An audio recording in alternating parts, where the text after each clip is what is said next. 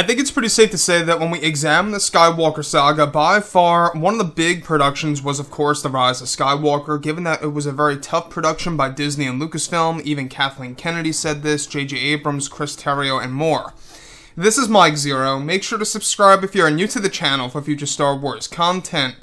Now, one thing about Episode 9 is that we do know that this movie, like I say, was a very difficult production throughout the entire principal photography phase, from, of course, August 1st of 2018, all the way up until when they finished filming until, late 2019, just before the movie even released. They went through many different changes and adjustments. Now, the fact that here is this, is that we do know that Episode 9 had two different reshoot phases, alright? We had the first one in late 2018, during the months of November and December. It's one of the main reasons as to why we did not get that trailer around Christmas time, I would say, back in 2018.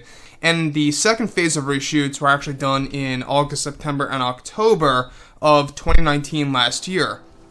Now, a lot of people have been very curious about what really could have been before these rewrites for The Rise of Skywalker and how it would have really compared to the current cut that we do have for Episode 9. Now, this movie is currently rolling out of theaters. It's starting to make its transition over to Blu-ray and 4K and coming into people's homes for those who decide to buy the movie. And what's really intriguing about all of this is that now that both Disney and Lucasfilm are finished with The Rise of Skywalker, they are focused on their new Star Wars trilogy and their new Star Wars universe. However, many fans have been very curious about what could have been before the reshoots and the rewrites by Disney and Lucasfilm for Episode 9 back in 2019. Now, many of the adjustments that were initiated by Kathleen Kennedy led to a series of deleted scenes for the fans, and that one of those major scenes had to do with the third act of the film. It's explained that one of the final scenes for the movie were partially filmed over at Cardington back in late 2018 that offered a sequence in which Rey would see the known Force ghosts of the past, including Anakin, Kenobi, Luke, and Yoda. However, in the initial cut of the film, other Force ghosts were also shot to show to Rey, and that these Force ghosts appeared after the others, including both Qui-Gon Jinn and Mace Windu. It's noted that this was before they decided to throw in the Star Wars Rebels characters, as that was a part of reshoots, and that both Mace Windu's Force Ghost and Qui-Gon's Force Ghost were going to help the others drag Palpatine's spirit into the netherworld of the Force and destroying his spirit once and for all. Now, the scene was said to be a very powerful one with a moving theme by John Williams that was going to give the fans an emotional ride during the segment. However, though the scene was not complete, it was later deleted and reduced down to only disembodied Force Ghost voices reaching out to Rey. So, the thing about this, the thing that a lot of fans have had a lot of issues with The Rise of Skywalker, is that we did not really get to see a lot of our fan-favorite characters in the forms of Force Ghosts, right?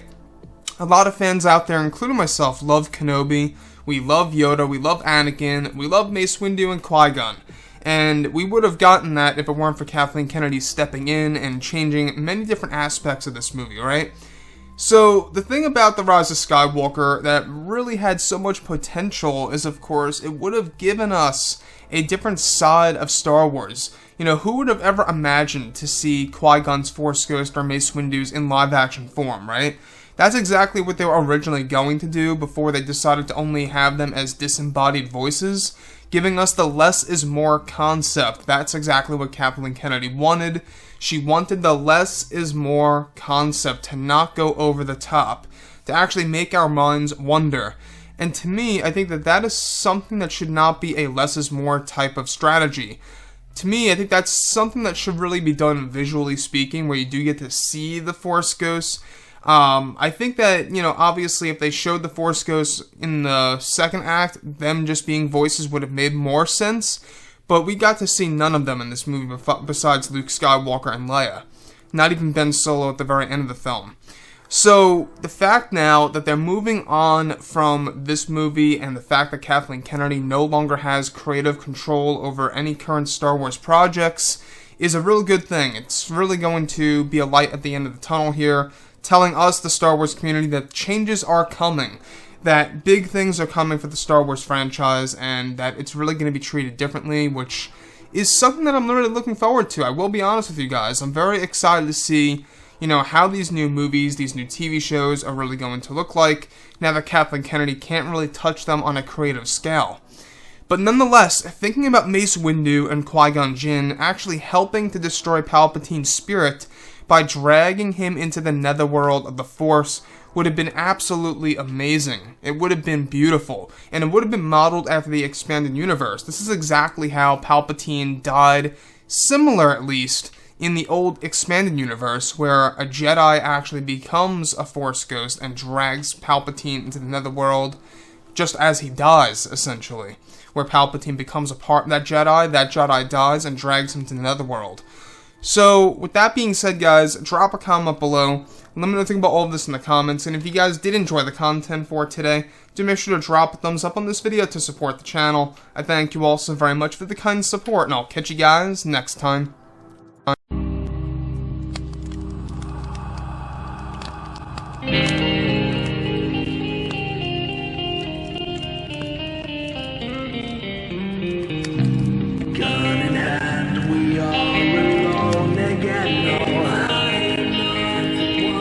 From night to